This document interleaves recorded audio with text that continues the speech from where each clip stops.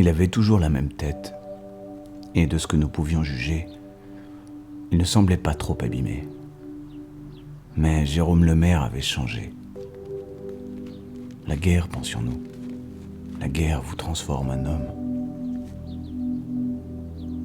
Il parlait différemment. Il avait un drôle d'accent.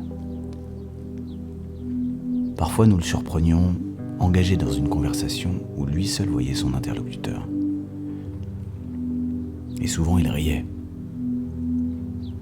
Mais ce n'était pas un rire de joie, comme quand on revient de la rivière après une bonne journée, ou quand les femmes s'en vont au bal. C'était un rire à vous nouer les tripes. Pendant la guerre, les hommes avaient tenu sa ferme. Ce n'était pas grand-chose. Jérôme ne possédait que très peu de terre.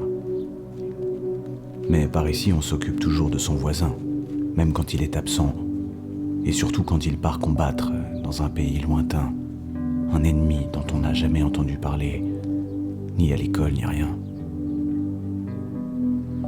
Mais depuis son retour, ses champs restaient en friche, ses bêtes étaient vendues, et sa maison semblait accepter la fatalité d'une ruine annoncée. Le plus clair de son temps, il le passait dans sa grange.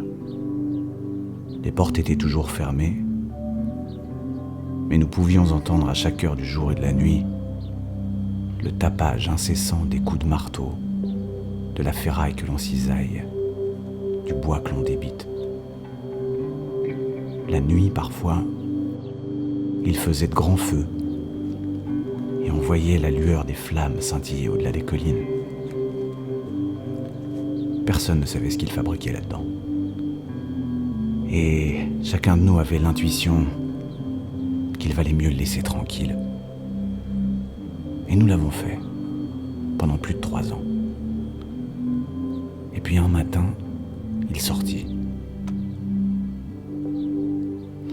Les enfants tremblaient, jouaient à proximité de sa grange. Ils racontèrent plus tard qu'ils l'avaient vu avancer vers eux, habillé de son costume du dimanche. Il était rasé de près comme avant.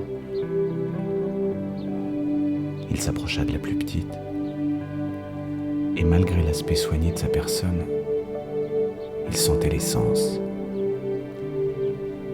Il tendit à l'enfant un paquet d'allumettes, puis il dit « Vas-y, j'ai fini, tu peux l'allumer ». Comme la gamine faisait mine de ne pas comprendre, il montra sa grange et ajouta « Va, tu ne crains rien. Je suis prêt. » L'enfant alla vers la grange. Les portes étaient restées fermées. Et malgré l'envie de jeter un coup d'œil à l'intérieur, elle craqua une allumette. Le feu prit en un quart de seconde. Dans un souffle, la grange s'embrasa et la jeune fille eut juste le temps de s'en écarter sans se brûler les mains ou le visage. Jérôme était resté avec les autres enfants. Personne ne parlait, subjugué, halluciné par le spectacle qui s'offrait à eux. Seul le petit Simon pleurait. Quand tout fut en cendres, Jérôme rentra dans sa maison, ouvrit les volets des fenêtres restées fermées durant ces 3 dernières années,